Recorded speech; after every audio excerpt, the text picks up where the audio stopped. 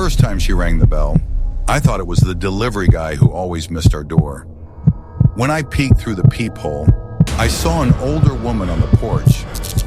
Gray coat, scarf, hands clasped like a field trip chaperone. She smiled too big and said, through the storm door, "Could I use your phone, honey? Just a quick call." My parents' rule was clear, even when I was little. You don't let strangers inside, not even sweet ones. They were out that night. Work thing for my mom, long shift for my dad.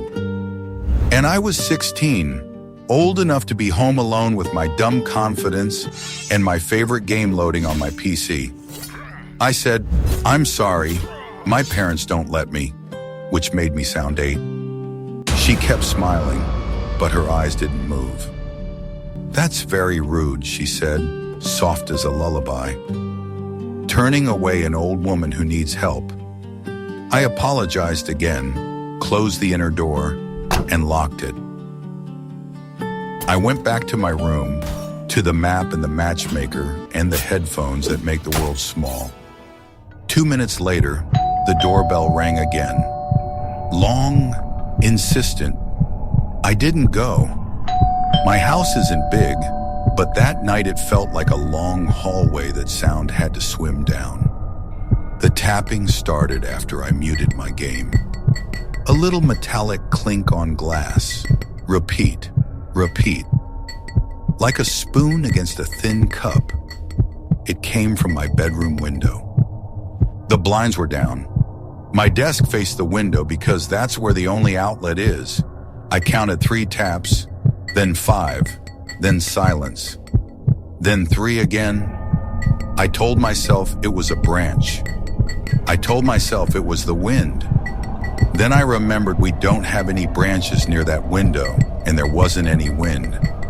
I lifted the blind with 2 fingers, just enough to make a line of outside.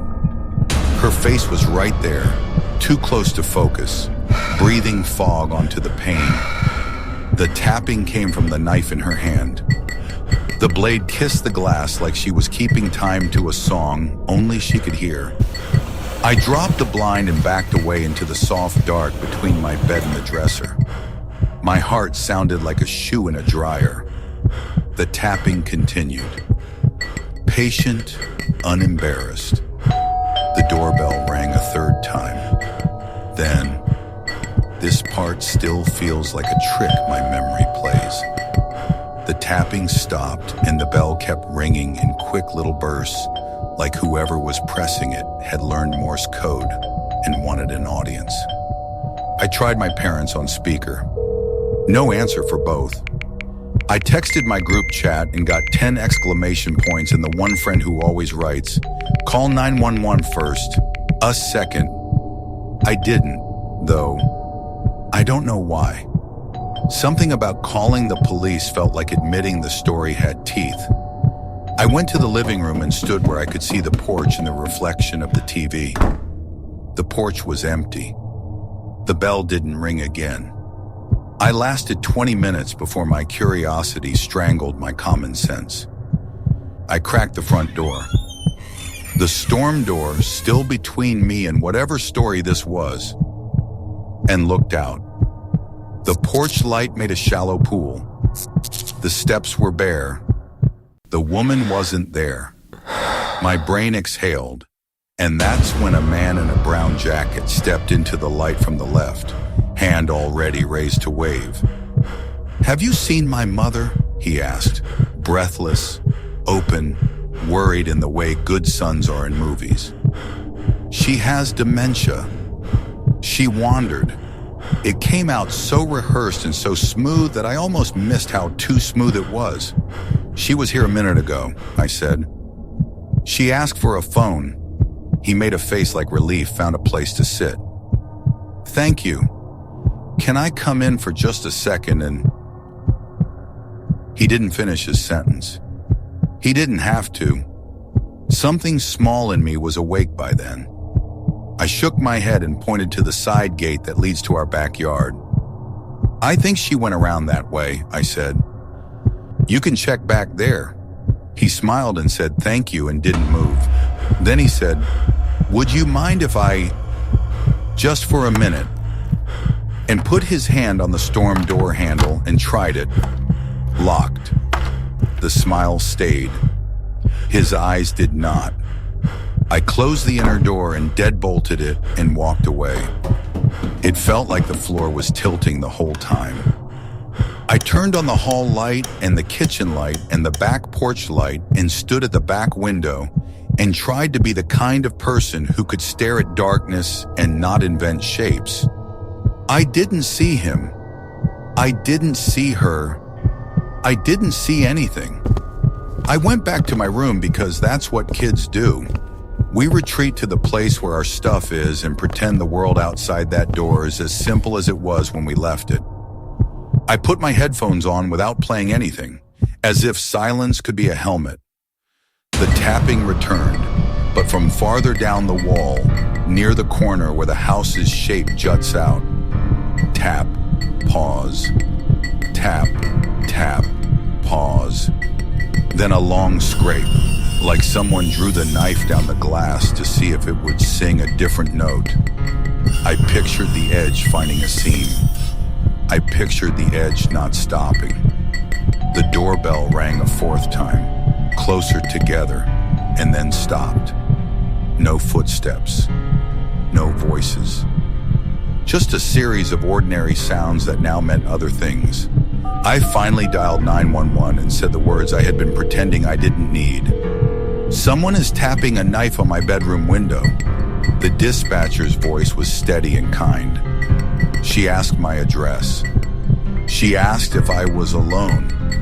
She asked if I could get to a room without windows and lock the door. I went to the bathroom and sat in the tub because I'd read somewhere that it's the safest shape. Subway tile, no windows, one door to defend. "Are you hearing anything now?" she asked, and as if the sound obeyed the question, the tapping stopped. The house made house sounds. The hum of the fridge, a heater exhale, a pipe thinking about being a pipe. Then I heard my front door, not the bell, the door. It made the soft suction sound old doors make when they close. The latch kissed the plate, not a slam, not a knock, the kind of exit you make when you've already been inside. "I just heard my front door," I told her. My voice did the thing a voice does when it realizes it's late to its own emergency. "Stay on the line," she said. "Units are en route." 2 minutes later. A number I only know because the dispatcher told me she could hear the siren before I could. Someone banged on my front door the way police bang. I came out of the bathroom and went to the top of the stairs and yelled that I was alone and that I was coming down. I did the careful dance of unlocking while keeping the door mostly closed until I saw a uniform. The officers cleared the house. Their flashlights drew straight lines through rooms that had felt bent. They asked me to tell the story twice. Once while they listened and once while they wrote. The younger one, who had the kind of caring that makes you narrate instead of perform, frowned at the front door. The deadbolt was intact. The chain was intact. The handle lock was intact. "You heard this close?" he asked. "I did," I said, and then felt the heat that embarrassment makes when it thinks you've wasted other people's time. He shook his head. "You didn't waste our time." They walked the yard. They found a set of footprints in the flowerbed dirt under my window. 2 patterns, not the same shoe. One with a longer stride and a sharper toe, one with a wider heel. The dirt held the story even where the grass refused to. On the glass, near the bottom edge, a thin crescent scratch winked when the flashlight hit it just so. "You did good," the officer said. "You didn't open the door." I told my parents the shorter version when they got home. The version where the police already came and the lesson was already learned. My dad wanted to be angry at someone and settled for being angry at himself for leaving a kid alone with a door that doesn't always catch. My mom made tea like tea could fix a timeline. For a few nights, I heard the tapping again in my head, like a radio station bleeding into a song.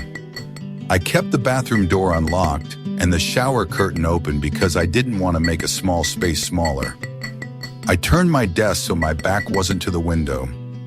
I kept the hall light on. I went to bed earlier than I wanted to. People ask me, when I tell the story now, what I think it was. The generous answer is that it was exactly what it looked like. A woman used as a lure, a man as the closer, a house as a stage, a kid as a target, a knife as punctuation. Maybe she does have dementia. Maybe he is her son. Maybe those facts can be true and weaponized at the same time. The lesson is not never help. The lesson is help at a distance that a lie can't cross. Call for them. Don't open. Point them toward the well-lit place where other people live. Believe your door. Believe your glass. Believe the way a blade sounds when it's being friendly. Every once in a while, when a spoon taps a cup just right, my shoulders go up like they learned a new reflex that night. I let them. Your body keeps you alive by being rude to lovely sounds. I keep a list on my phone, in the Notes app titled Not Paranoid, Just Prepared.